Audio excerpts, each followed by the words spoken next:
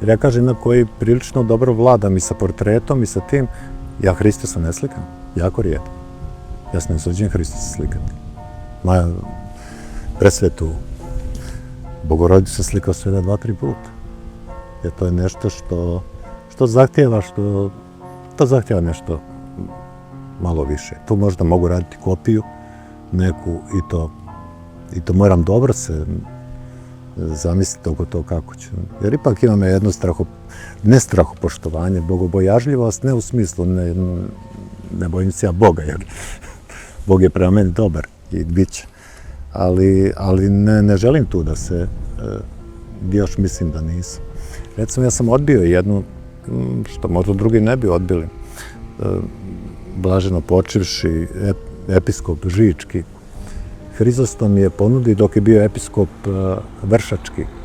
Ja njemu sam radio službeni portret za Vršac. Mogu vam, ako možda će vam biti interesantno da ispričam kako sam došao uopšte do toga da radim te portrete.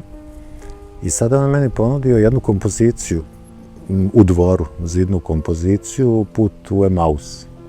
Jedna od najtežih. Ne znam, mislim, on je to meni ponudio.